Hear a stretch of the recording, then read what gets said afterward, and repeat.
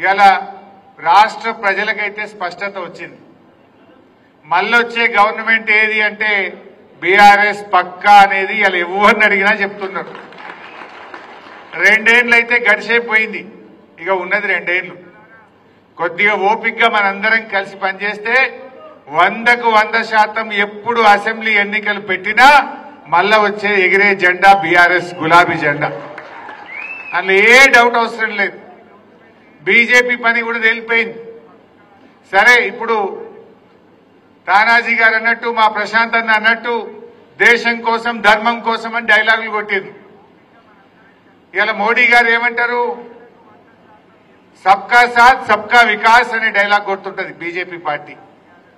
కానీ వాస్తవంగా జరిగేది ఏంటంటే అది సబ్కా సాత్ సబ్కా వికాస్ కాదు, ఓ పూరా బక్వాస్ है, वो पूरा बकवास बात है. वो सिर्फ नॉर्थ इंडिया का साथ देता है, सिर्फ मारवाड़ी का साथ देता है, सिर्फ बीजेपी की कार्यकर्ता का साथ देता है, लेकिन पूरे लोगों का साथ नहीं देता ये बीजेपी पार्टी. ఎందుకు ఈ మాట? वो गरीबों का साथ नहीं देता, किसानों का साथ नहीं देता, युवा का साथ नहीं देता, दलितों का साथ नहीं देता, सिर्फ नॉर्थ इंडिया का साथ बीजेपी के लोगों के साथ ही साथ देते हैं, उनके लिए काम करता है बीजेपी. ఎందుకు ఈ మాట అంటున్నా? బీజేపీ చెప్పేదేంది? అందరి కోసం, దేశం కోసం అంటారు. మరి దేశం అంటే దేశంలో తెలంగాణ లేదా? తెలంగాణ దేశంలో భాగం కాదా? ఎందుకు తెలంగాణకు నిధులు ఇయ్యరు అని అడుగుతా ఉన్నా. మీరు బాగా అర్థం చేసుకోవాలి కార్యకర్తలు. ఇలా ప్రజలకు మనం అర్థమయ్యేటట్టు చెప్పాల్సినటువంటి అవసరం ఉంది. ఎందుకు బీఆర్ఎస్ పార్టీయే తెలంగాణకు శ్రీరామ రక్ష? ఈ జాతీయ పార్టీలు తెలంగాణకు ఏ రకంగా అన్యాయం చేస్తాయో మనం చెప్పవలసిన బాధ్యత కూడా మన మీద ఉంది. ఇలా గోదావరి నది తెలంగాణలో ఎక్కడ ప్రవేశిస్తుంది భయ్? మన నిజామాబాద్ జిల్లా కందకుర్తి కాడ ప్రవేశిస్తుంది, మా జుక్కల్ కాన్స్టిట్యున్సీలో వస్తుంది. కందకుర్తిలో గోదావరి వచ్చి తెలంగాణ గుండా ప్రవహించి కింద పోయి ఆంధ్రలో కలుస్తుంది. కానీ ఇదే బీజేపీ ఇప్పుడు 2027లో గోదావరి పుష్కరాలు జరగాలంటే ఆంధ్రాకు 100 కోట్ల రూపాయలు ఇచ్చిండ్రు. 8 ఎంపీలు గెలిపిస్తే తెలంగాణకు గుండు సున్నా పెట్టింది. మరి గోదావరి నది తెలంగాణలో లేదా? గోదావరి పుష్కరాలకు బీజేపీ ఎందుకు నయా పైసా తెలంగాణకు ఇవ్వదు అని నేను అడుగుతా ఉన్నా. గోదావరి నది తెలంగాణలో బారణ ప్రవహిస్తుంది, ఆంధ్రలో ఉండేది 10-20 పైసలు. మరి ఆంధ్రకేమో 100 కోట్లు ఇచ్చినావు, తెలంగాణకు 1 రూపాయి ఇవ్వకపోతే ఈ గెలిచిన 8 ఎంపీలు ఎందుకు మాట్లాడరు? 2 కేంద్ర మంత్రులు ఎందుకు నోరు మూసుకుంటారు? మనం అర్థం చేసుకోవాల్సింది ఏంది? ఆంధ్రప్రదేశ్ లో తెలుగుదేశం పార్టీ గెలిచింది గనక, రీజనల్ పార్టీ ఒక ఉండి గనక వాళ్ళ చేతిలో ఎంపీలు ఉంటే ఢిల్లీలో మెడలు వంచి పైసలు తెచ్చుకున్నారు. ఇలా బీజేపీ 8 ఎంపీల జాగల బీఆర్ఎస్ పార్టీకే 8 ఎంపీలు ఉంటే ఢిల్లీ మెడలు వంచి పైసలు లేకపోదుమా? ఎవడన్నా ఒక్క బీజేపీ ఎంపీ మాట్లాడుతుండా? దయచేసి మీరు అర్థం చేసుకోండి. ఇది ఒక్క విషయమే కాదు, 157 ప్రభుత్వ మెడికల్ కాలేజీలు కేంద్ర ప్రభుత్వం ఈ దేశంలో ఇచ్చిండ్రు. తెలంగాణకు ఒక్కటన్నా ఇచ్చిండ్రా? ఒక్క మెడికల్ కాలేజీ కూడా కేంద్ర ప్రభుత్వం తెలంగాణకు శాంక్షన్ చేయలే. మెడికల్ కాలేజీలు ఇవ్వరు, నవోదయ విద్యాలయాలు ఇయ్యరు, గోదావరి నది పుష్కరాలకు రూపాయి ఇయ్యరు. మరి ఏం చేసింది బీజేపీ? ఇంకోటి చెప్పాలి మీకు, మన ఎల్లారెడ్డి, మన నిజామాబాద్ అన్నపూర్ణ జిల్లా అంటారు దీన్ని. వరి ధాన్యం అద్భుతంగా పండించే జిల్లా.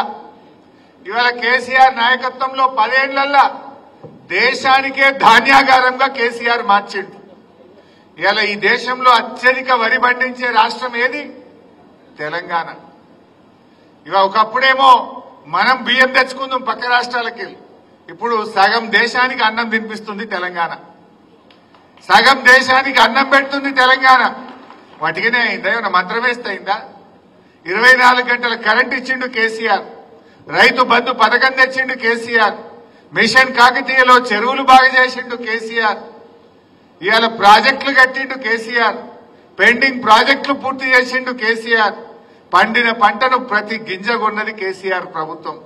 ఇట్లా ఎన్నో మంచి కార్యక్రమాలు చేసినాం కనుక ఇవాళ దేశానికి ధాన్యాగారంగా తెలంగాణ మారింది. అయితే ఈ ముచ్చట ఎందుకు చెప్తున్నా అంటే 2014లో ఢిల్లీలో బీజేపీలో అధికారంలోకి వచ్చింది. మీ అందరికీ తెలుసు. ఇక్కడ మనం వచ్చినాం, ఢిల్లీలో బీజేపీ వచ్చింది. 2014లో బీజేపీ అధికారంలోకి వచ్చినప్పుడు గోధుమల మద్దతు ధర 1400, వడ్లకు మద్దతు ధర కూడా 1400. గోధుమలు 1400, వడ్లకు కూడా మద్దతు ధర 1400. కానీ ఈ రోజు ఏం జరిగింది మీకు తెలుసా? మొన్న గోధుమల మద్దతు ధర 169 రూపాయలు పెంచింది. గోధుమలకు మాత్రం బాగా పెంచిండ్రు, వరికి మాత్రం పెంచలే. ఈ రోజు గోధుమల మద్దతు ధర 2585 రూపాయలు, వడ్లకు మద్దతు ధర ఎంత? 2369. అంటే వడ్ల కంటే గోధుమలకు 216 రూపాయలు ధర ఎక్కువ పెట్టిండు మోడీ గారు.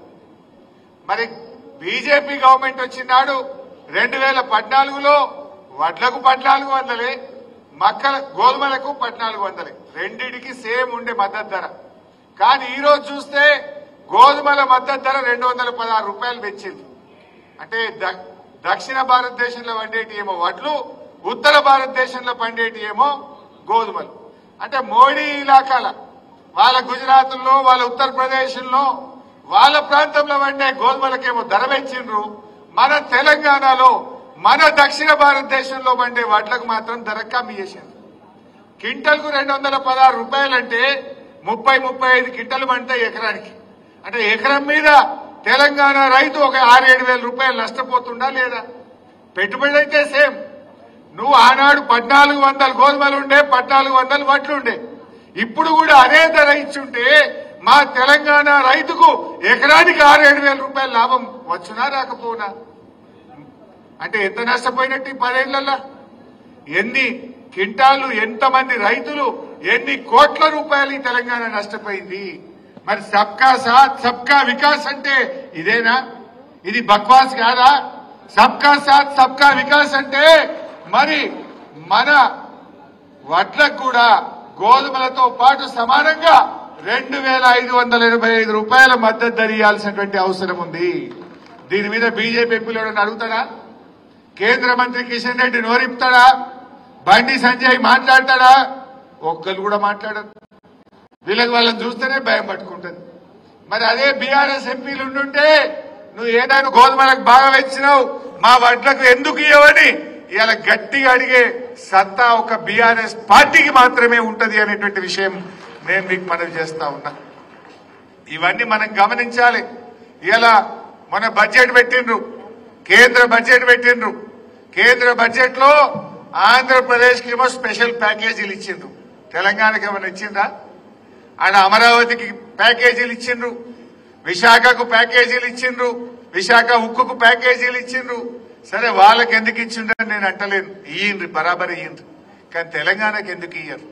ఇవ్వమని ఈ తెలంగాణ బీజేపీ ఎంపీలు, కేంద్ర మంత్రులు ఎందుకు నోరు విప్పరు అని నేను అడుగుతా ఉన్నా. మరి దేశం కోసం అంటే దేశంలో తెలంగాణ లేదా?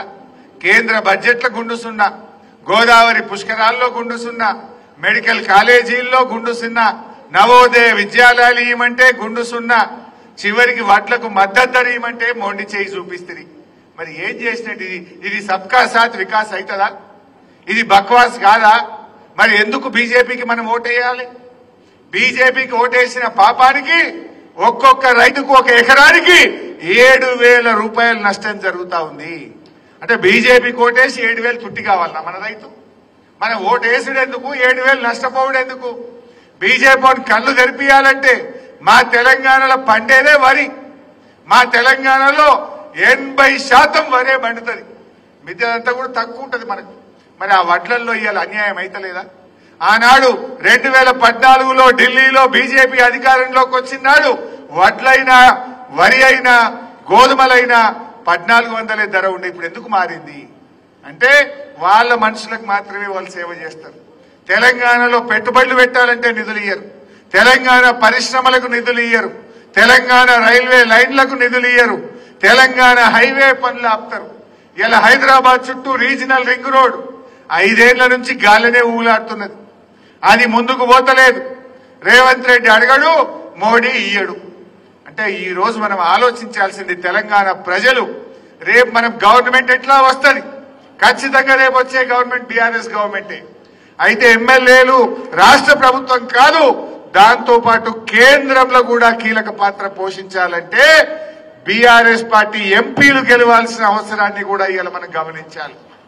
ఎంపీలు ఉన్నాయి కనుకనే ఒక రీజనల్ పార్టీ ఆంధ్రప్రదేశ్ లో బలంగా ఉంది కనుకనే ఇవాళ ఆంధ్రప్రదేశ్ కు నిధులు వస్తున్నాయి.